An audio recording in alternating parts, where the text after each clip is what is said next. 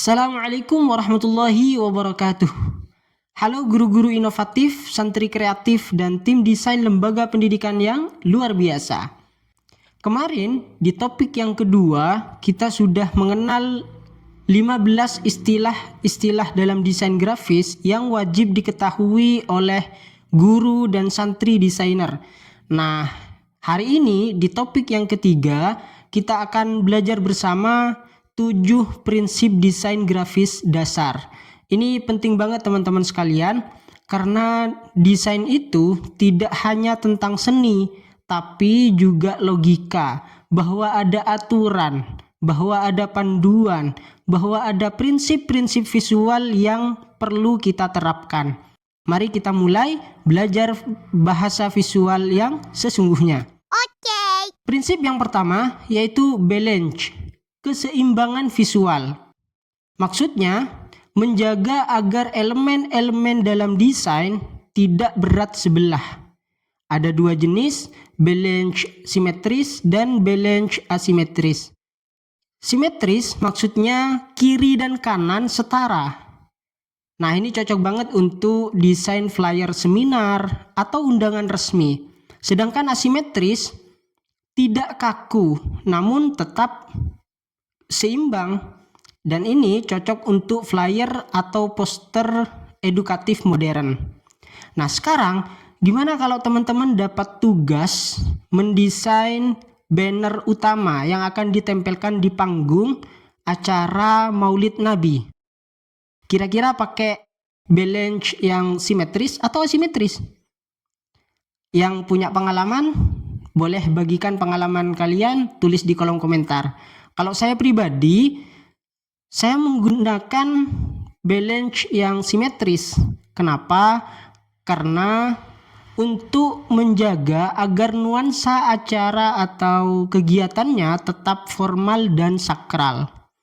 Prinsip yang kedua yaitu alignment atau perataan, yaitu menyusun teks atau gambar supaya memiliki hubungan visual dan mudah dibaca. Ada rata kiri, tengah, kanan, dan justify. Rata kiri itu lebih umum dan formal. Rata tengah itu elegan dan seremonial. Sedangkan rata kanan jarang digunakan, tapi bolehlah sesekali digunakan untuk gaya unik. Sedangkan justify ada yang perlu diperhatikan, yaitu jarak antar huruf, jangan sampai terlalu renggang. Oke, nah gimana nih teman-teman misalnya dapat tugas mendesain banner acara seminar kewirausahaan atau dialog kepemimpinan. Secara umum konsep layout yang akan digunakan oleh teman-teman itu rata tengah, kiri, atau kanan. Kalau saya sendiri, rata tengah dengan rata kiri itu sama-sama sering digunakan. Alasannya kalau rata tengah ya tadi lebih ke seremonial dan itu looknya terlihat lebih elegan. Rata kiri sering juga saya gunakan, kenapa? Karena gini teman-teman, rata kiri itu readability-nya atau tingkat keterbacaannya itu sangat tinggi. Makanya sering digunakan, terutama ketika mendesain flyer gitu-gitu. Prinsip yang ketiga yaitu kontras. Kontras itu perbedaan mencolok antar elemen. Tentunya untuk meningkatkan atau menarik perhatian dan menegaskan hierarki. Nah, ada beberapa jenis kontras. Terang versus gelap, besar versus kecil, tebal versus tipis, dan isi dengan latar atau background. Misalnya gini, kita sedang mendesain flyer seminar. Judul itu kan harus kontras gitu ya. Nah, berapa jenis kontras yang teman-teman pakai ketika mencantumkan judul pada desain kita itu? Kalau saya 3 atau 4 bahkan. Jadi terang iya, besar iya, tebal iya, dan memisahkan teks dengan latar itu perlu efek sederhana yang sering saya gunakan, shadow atau bayangan. Dan itu cukup untuk memperlihatkan bahwa teks itu nggak nempel di latarnya, nggak nempel di background. Prinsip yang keempat yaitu hierarki, tingkatan visual.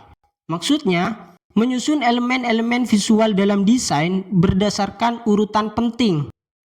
Judul harus besar, subjudul sedang, isi kecil.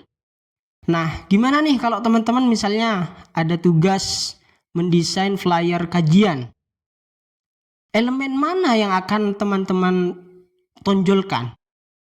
Tentu informasi yang paling ditunggu atau dicari oleh audiens ketika ada flyer kajian, pertama tema, yang kedua siapa pembicaranya, siapa narasumbernya atau pematerinya. Setelah dapat dua informasi ini, audiens pasti eksplorasi nih, mencari informasi detail-detail yang lain, misalnya kapan waktunya, di mana tempatnya, kalau ada pendaftaran, mana link untuk mengisi formulirnya, kalau butuh bantuan, mana nomor adminnya, dan seterusnya. Prinsip yang kelima yaitu repetition atau pengulangan visual. Maksudnya, konsistensi penggunaan elemen seperti font, warna, icon yang digunakan secara berulang untuk menciptakan identitas. Misalnya nih, kita sedang di bulan Ramadan, maka gunakan gradasi warna hijau tua ke hijau muda yang diaplikasikan pada semua flyer kegiatan selama Ramadan untuk atau agar terlihat satu kesatuan. Nah, prinsip yang keenam yaitu proximity atau kedekatan elemen. Jadi, elemen-elemen yang berhubungan itu didekatkan. Elemen-elemen yang tidak berhubungan diberi jarak. Misalnya di flyer seminar, date and time. Date yang saya maksud hari, tanggal, bulan, dan tahun dengan informasi waktu pelaksanaan acaranya, misalnya jam 2 sampai selesai WIB. Nah, dua elemen ini perlu didekatkan. Oke, nggak baik juga kalau dua elemen ini dijauhkan gitu kan, karena memang satu sama lainnya berhubungan. Sama seperti foto pemateri dengan nama dan status sosialnya atau jabatannya itu perlu berdekatan. Seperti itu. Prinsip yang ketujuh dan ini terakhir yaitu white space, ruang kosong. Jangan semua ruang diisi. White space ini membantu mata kita istirahat. Jadi nggak padat, nggak sesak, nggak penuh seperti itu, dan itu membuat hasil desain kita menjadi lebih rapi. Nah itu teman-teman, sertifikat misalnya nih, sertifikat yang dengan white space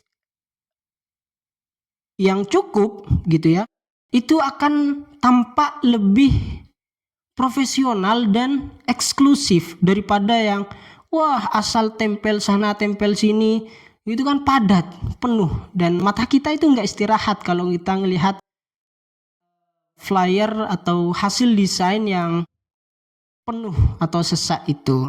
Karena itu white space ini istilah desainer adalah ruang bernafas. Kemudian kenapa guru dan santri desainer perlu memahami prinsip-prinsip dasar ini? Pertama, agar hasil kita tidak membuat desain agar tidak hanya membuat desain yang indah, tapi juga berfungsi dengan jelas. Yang kedua, menghindari flyer, poster, atau hasil desain yang menyakitkan mata. Seperti tadi, yang asal tempel sana-sini, dan itu sesak menyakitkan mata. Yang ketiga, untuk meningkatkan profesionalitas lembaga lewat tampilan visual. Dan yang terakhir, agar pesan dakwah dan edukasi mudah tersampaikan. Alhamdulillah teman-teman, hari ini kita sudah belajar 7 prinsip desain grafis dasar dan mengapa guru dan santri desainer wajib memahami prinsip ini. Ini adalah kekuatan teman-teman. Seperti refleksi kita hari ini bahwa desain yang indah bisa memukau, tapi desain yang jelas bisa mengubah. Nah, teruslah belajar, teruslah berkarya. Jadikan setiap desain yang Anda hasilkan sebagai wasilah ilmu, wasilah dakwah yang disampaikan dengan kekuatan visual. Jangan lewatkan video-video dari saya, Abdul Hakim. Visualmu, pahalamu. Santri bisa desain, guru punya gaya. Bukan sekedar estetik, tapi edukatif, etik, dan berdampak. Terima kasih sudah menonton. Wassalamualaikum warahmatullahi wabarakatuh.